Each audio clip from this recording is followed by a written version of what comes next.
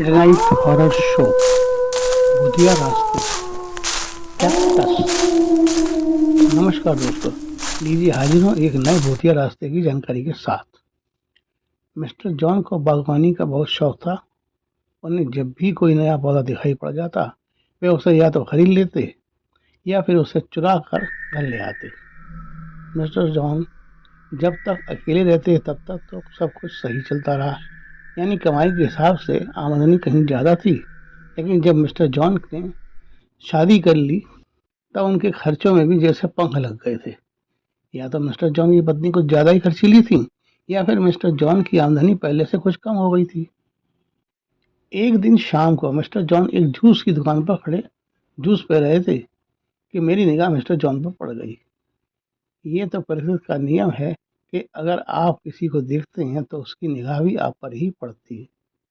बस प्रकृति के इसी सिद्धांत के अनुसार जैसे मेरी निगाह मिस्टर जॉन पर पड़ी, मिस्टर जॉन ने पलटकर मुझे देखा और हाथ के इशारे से अपने पास आने का इशारा किया। मैं मिस्टर जॉन के पास पहुंच गया। जब तक मैं मिस्टर जॉन के नज़दीक पहुंचता, तब तक मिस्टर जॉन ने एक गिलास जूस का ऑर्डर और दे दिया था। मैं जैसे ही मिस्टर जॉन के नज़दीक पहुंचा, जूस वाले ने एक गिलास जूस तैयार करके मुझे पकड़ा दिया।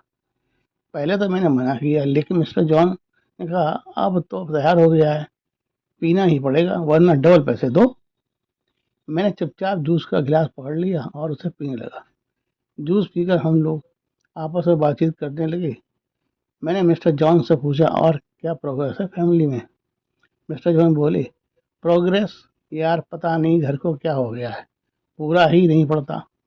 मैंने मैंने कहा, लगता है भाभी जी शौकीन मिजाज की हैं, इसीलिए इसीलिए धड़ाधड़ ऑनलाइन शॉपिंग चलती रहती होगी।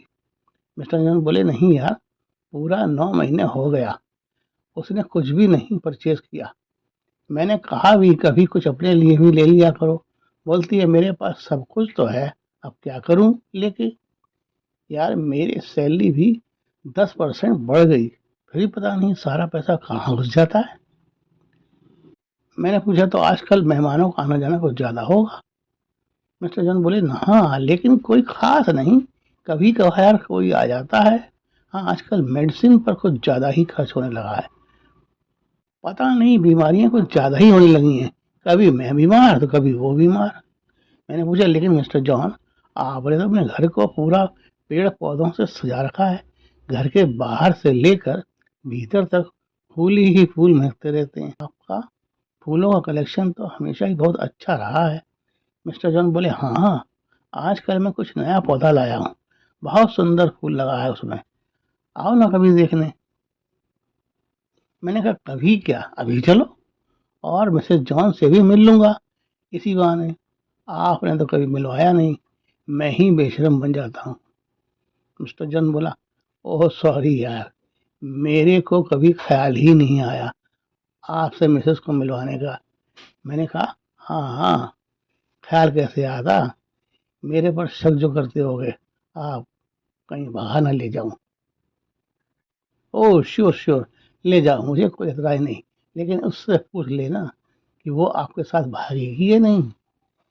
इसी प्रकार हंसी मजाक करते हम दोनों आगे बढ़ते जा रहे थे। तभी अचानक से मिस्टर जॉन बोले, वो जो कनॉट प्लेस में मंदिर है ना, हनुमान जी का, मैं वहाँ गया था प्रेयर करने। वहाँ पंडित से पूछा था अपने घर के बारे में, कहने लगा हो सकता है किसी की बुरी नज़र लग गई हो आपके घर पर, उतारा करना पड़ेगा तभी ठीक होगा। मैंने कहा, कहाँ है यार, पंडित वंडित के चक्कर में पड़ गए, मुझे याद कर लिया होता। कोई नहीं, अभी चल तो रहे ही हैं, देखते हैं किसकी नजर लग गई मेरे यार के घर को। कुछ ही देर में हम दोनों मिस्टर जॉन के घर के गार्डन में मौजूद थे। मैं मिस्टर जॉन के गार्डन को देख रहा था। एक से एक खूबसूरत रंग बिरंगे खुशबूदार फूलों से चारों ओर खुशबू ही खुशबू फैली हुई थी। चारों ओर का माहौल कुछ अलग ही सा था। घर के मुख्य दरवाजे से लेकर घर के भीतर तक खुशबू ही खुशबू फैली हुई थी। खिड़की दरवाजों पर भी एक से एक सुंदर फूलों की छटा छाई हुई थी। इन्हीं फूलों के बीच मैंने देखा कि दरवाजे के दोनों ओर दो गमलों में कैक्टस के पौधे लगे हुए, जिन्हें बड़े ही खूबसूरत फूल खिले हुए थे। मैंने कहा, जॉन भाई, ये क्या लगा रखा है? जॉन बोला, ये कैक्टस है, देखो कितना सुंदर फूल निकला है। मैंने कहा, ये तो ठीक है, लेकिन इसके बारे में कुछ जानकारी भी तो कर लेते मेरे भाई। इस पौधे से घर में नेगेटिविटी आती है। अब समझ आया आपके घर में बीमारियां क्यों बढ़ रही हैं। मनी लॉस भी इसी पौधे की वजह से है। मिस्टर जॉन बोला, नहीं यार, कहीं पौधे से भी नेगेटिविटी आती है। मैंने कहा, हाँ जी, आती है नेगेटिविटी। जॉन भाई, कुछ पौधे ऐसे होते हैं जो हमें हमारे घर को बर्बाद कर देते हैं, अगर उन्हें घर के भीतर रख लिया जाए तो। उन्हीं में से एक ये भी पौधा है। आप इसे तुरंत घर के बाहर कर दें, बाहर गार्डन में रख दें, कोई नुकसान नहीं होगा, लेकिन घर के भीतर ये हमेशा नेगेटिविटी फैलाएगा। आजमा कर देख लो भाई।